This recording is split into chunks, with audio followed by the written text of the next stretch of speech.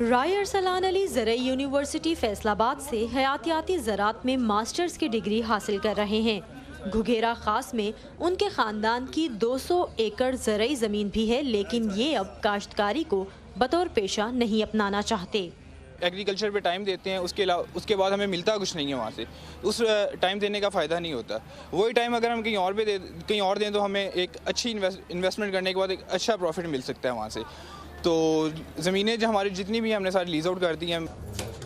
Doctor Shaukat Ali ज़राई university में बतौर associate professor पढ़ा रहे हैं। अपने वालिद की ज़राई ज़मीन से जुड़ी मुश्किलें देखने के बाद उन्होंने बचपन से ही नौकरी करने का फ़ैसला किया था। 2017 में उनकी निगरानी में एक तालिब-इल्म ने सर्वे किया, जिसमें पंजाब भर की 3 ज़राई यूनिवर्सिटियों के 200 तालिब-इल्मों से पूछा गया कि क्या वो डिग्री हासिल करने के बाद फार्मिंग में आएंगे, जिसमें 55% ने नफ़ी में जवाब दिया।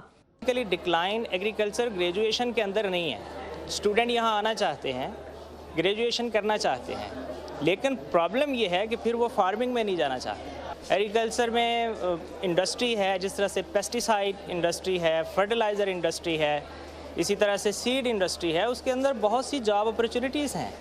तो स्टूडेंट्स यहाँ से ग्रेजुएशन करने के बाद प्रेफर करते हैं कि वो वहाँ जाएं। इसी तरह से जो एग्रीकल्चर डिपार्टमेंट है गवर्नमेंट ऑफ पंजाब का, ये भी एक बहुत बड़ा डिपार्टमेंट है, इसके अंदर बेशुमार जॉब अपॉर्चुनिटीज़ है, तो स्टूडेंट प्रेफर करते हैं कि वो उधर चले जाएँ। ज़राई यूनिवर्सिटी फैसलाबाद में वैसे तो 30,000 तालिब-इल्म हैं, लेकिन गुज़िश्ता कुछ अरसे से यहाँ दाखिला लेने वालों में से अक्सर खालिस्तान ज़राई शोबों की बजाय दूसरे मज़ामीन में डिग्री हासिल करना चाहते हैं। सबसे ज़्यादा हाई मेरिट जो जा रहा है वो DVM प्रोग्राम है, डॉक्टर ऑफ वेटरनरी मेडिसिन, और उसके बाद human nutrition and dietetics programme है। इसके अलावा फिर हमारे और दीगर प्रोग्राम है, जिसमें इंजीनियरिंग प्रोग्राम भी हैं। इंजीनियरिंग के साथ साथ फिर हमारा फार्म डी है। रुख करें पंजाब के देही इलाकों का तो ज़राई ज़मीनें सुकड़ती दिखाई देती हैं। किसान कहते हैं कि उन्हें सब्जियों और फलों की मुनासिब कीमत नहीं मिलती, तमाम मुनाफा मिडल मैन ले जाता है। इसके अलावा हुकूमत ने खाद, बीज और दीगर चीज़ों पर सब्सिडी देना भी बंद कर दी है। मियाँ साबिर हुसैन ज़मींदार हैं, उन्हें अपना आबाई पेशा घर से रुखसत होता दिखाई दे रहा है। बच्चे वो अपना काम करते हैं, वो ज़मींदार की तरफ नहीं आते। को बोला था मैंने, को ज़मीन की तरफ तवज्जो दो, वो कहते अबू नहीं, आप करें ना करें बस ख़त्म, हमसे नहीं होता। जितनी देर जिंदा उतनी देर तो करेंगे, जब ना हो तो फिर अल्लाह मालिक।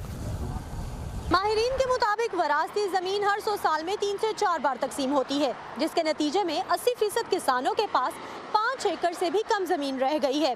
फी खानदान रकबा कम से कमतर हो जाने से भी मुनाफा की शरह में कमी हुई है। बेहतर नताइज के लिए किसानों को हाई वैल्यू फसलों की काश्त करना होगी और क्रॉस बॉर्डर तिजारत की तरफ आना होगा।